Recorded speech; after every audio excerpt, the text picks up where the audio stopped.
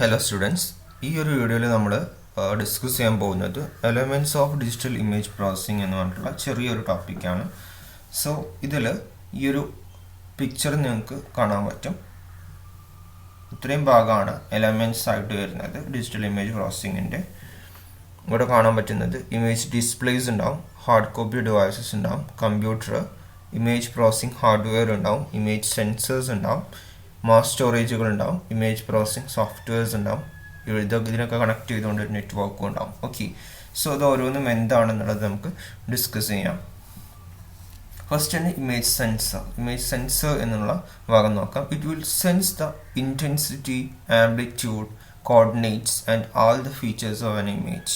ഇതുവ നമ്മൾ ക്യാപ്ചർ ചെയ്യുന്ന ഇമേജിൻ്റെ എന്ത് ചെയ്യുന്നു, ഇൻറ്റൻസിറ്റി, അതിൻ്റെ കുറേ ഫീച്ചേഴ്സ് ഉണ്ടാവുമല്ലോ, ഇൻറ്റൻസിറ്റി, ആംപ്ലിറ്റ്യൂഡ്, കോർഡിനേറ്റ്സ്, അങ്ങനത്തെ കാര്യങ്ങളൊക്കെ എന്ത് ചെയ്യുന്നു, സെൻസ് ചെയ്യുന്നത് ആരാണ്? ഈ ഇമേജ് സെൻസേഴ്സ് ആയിരിക്കും. ഈ ഇമേജ് സെൻസേഴ്സ് സെൻസ് ചെയ്യുന്നത് എന്തായിരിക്കും? Within A problem domain.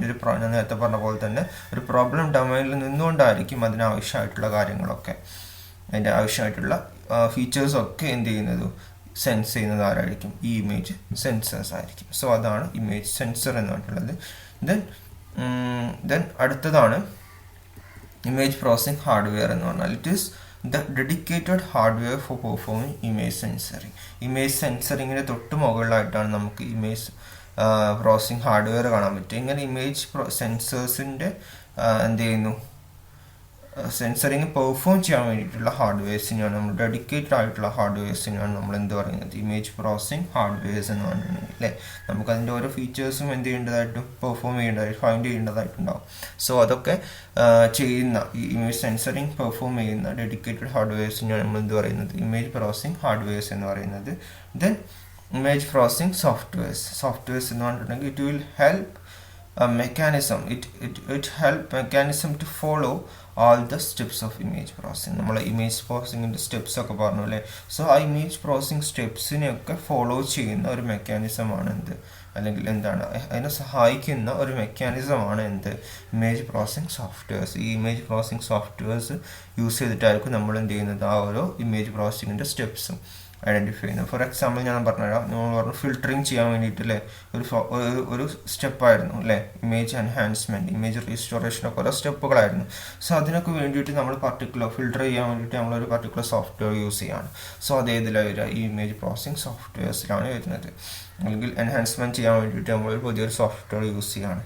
Noise reduce ചെയ്യാൻ വേണ്ടിയിട്ട് നമ്മൾ വേറെ സോഫ്റ്റ്വെയർ യൂസ് ചെയ്യാണ്. സോ അതൊക്കെ എന്താണ്, ഈസ് എൻ എക്സാമ്പിൾ ഫോർ എന്താണ്, ഇമേജ് പ്രോസസ്സിംഗ് സോഫ്റ്റ്വെയർസ്. അതാണ് ഉദ്ദേശിച്ചത് കേട്ടോ. ദെൻ അടുത്തത് മാസ് സ്റ്റോറേജ് കൊണ്ട് ഉദ്ദേശിച്ചത് നമ്മൾ എന്ത് ചെയ്യുന്നു, സ്റ്റോറേജ് പർപ്പസിന് വേണ്ടിയിട്ട് ഉപയോഗിക്കുന്ന ഡിവൈസസുകൾ. Pixels are mainly stored here. Mass storage പർപ്പസിന് യൂസ് ചെയ്യുന്നതിനാണ് നമ്മൾ എന്താ പറയുക, മാസ് സ്റ്റോറേജ് എന്നുകൊണ്ട് ഉദ്ദേശിച്ചത്. പിക്സൽസ് ആണ് നമ്മൾ എന്ത് ചെയ്യുന്നത്, മെയിനായിട്ട് അവിടെ പിക്സൽസ് ആയിട്ടായിരിക്കും നമ്മൾ എന്ത് ചെയ്യുന്നത്, അവിടെ സ്റ്റോർ ചെയ്യുന്നത്. Okay, then hard copy devices എന്നുകൊണ്ട് ഉദ്ദേശിച്ചത് പെൻ ഡ്രൈവ്, ഹാർഡ് ഡിസ്ക് പോലുള്ള അഥവാ ഇമേജ് പ്രോസസ്സിങ് കഴിഞ്ഞതിന് ശേഷം നമുക്ക് എന്താണ് സ്റ്റോർ ചെയ്യേണ്ട കാര്യങ്ങളാണ് ഹാർഡ് കോപ്പി ഡിവൈസസിൽ നമ്മൾ സേവ് ചെയ്യുന്നുണ്ടാവും.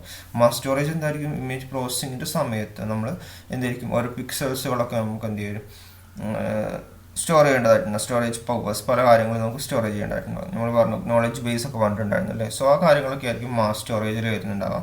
ഹാർഡ് കോപ്പി ഡിവൈസസിൽ എന്തായിരിക്കും, ഇമേജ് പ്രോസസ്സിംഗ് ചെയ്ത് കഴിഞ്ഞതിന് ശേഷം നമുക്ക് സ്റ്റോർ ചെയ്യേണ്ടതായിട്ടുള്ള കാര്യങ്ങൾ നമ്മൾ പെൻ ഡ്രൈവിലോ ഹാർഡ് ഡിസ്കിലോ ആക്കി ആ ഇമേജുകൾ കീപ്പ് ചെയ്ത് വെക്കുന്നതിനെയാണ് ഹാർഡ് കോപ്പി ഡിവൈസസിലായിരിക്കും നമ്മൾ കീപ്പ് ചെയ്ത് വെക്കുക.